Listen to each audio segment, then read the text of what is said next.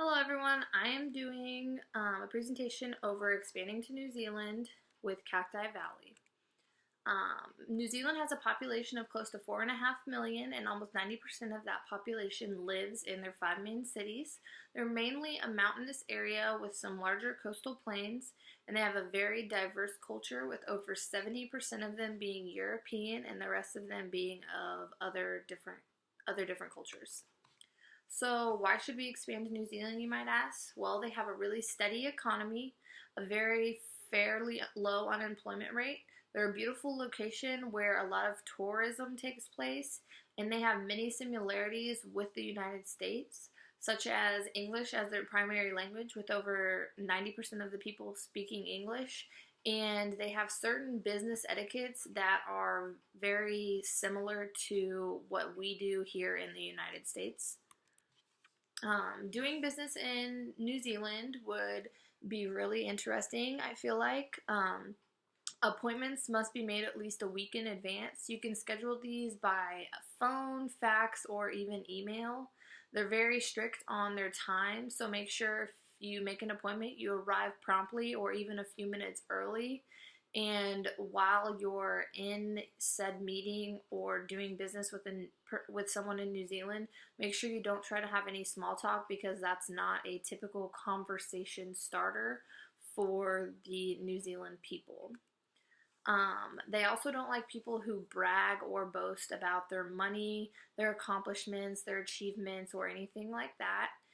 And they're also not a bargaining culture, so don't expect to haggle over the price. If it has a fixed price or it has a price tag already on it, there's no chance that they're going to go down on the price or they're going to bargain about it. They have prices for a reason, and that's how they feel. If you're giving a presentation or you're selling them a service or a product, make sure you demonstrate the benefits rather than just talk about them. They like to see how a product or service is going to benefit them rather than just hearing about how a product or service is going to benefit them. And also, finally, as far as their dress code goes for the business world in New Zealand, they have a very conservative dress code. When it comes to jackets, those can be removed and your sleeves can be rolled up. But other than that, they like for their employees and their business partners to stay very conservative while doing business and while interacting with each other. So make sure you keep that in mind.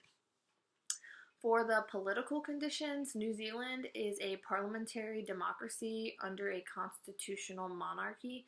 That's actually the same as here in the United States, so I found that to be really interesting.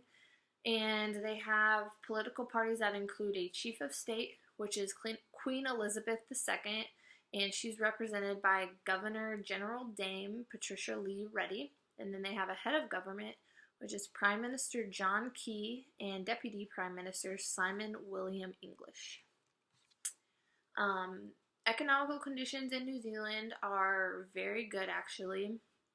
They have several agricultural products that are produced within New Zealand. They have a lot of different meats and fruits and vegetables that are produced within New Zealand, and they also export these. They have dairy, beef, and poultry and wine. All of those things are all produced in New Zealand. And then they have also several industries within New Zealand, which helps to keep their unemployment rate very low. They have industries from forestry and fishing all the way to real estate and financial services, which is what Cacti Valley would be considered. The New Zealand economy has been very steady, like I said. Their GDP is roughly $168 billion, and 4.3% of that is from agriculture alone. 69.4% of that is from services, and then 26.3% of that is from other industries within New Zealand. The public debt within New Zealand is at 35%, which actually isn't too terribly bad.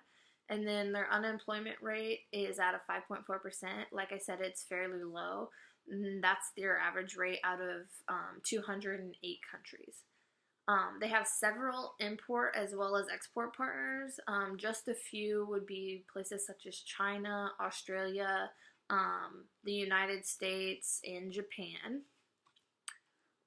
When it comes to communicating with New Zealand, some verbal communication skills would be to make sure you're honest and direct and sticking to the point whenever you're speaking. Don't try to give more detail than needed, and don't try to oversell a product because you won't be trusted. They want you to stick to the point. When it comes to nonverbal communication, make sure you're keeping eye contact and a few feet of space because they like to have their personal space. And if you're giving a presentation, don't do any kind of theatrics or extra emotions and feelings because they don't find that to be necessary. The cost of living in New Zealand is definitely more expensive. For every dollar in the United States, it's $1.43 in New Zealand. So, like, for example, coffee is definitely one of the things that I definitely tend to go towards. Coffee here could be a lot cheaper than coffee in New Zealand. Coffee in New Zealand can range up to $5 for a cup of coffee, or chips is close to $5 a bag, and a Big Mac's close to $6. So, cost of living is definitely something that is more expensive. So, thank you for taking the time to learn about the expansion to New Zealand, and I hope that this information can be useful, and I hope that we're looking forward to expanding to New Zealand, and thank you so much for all your time.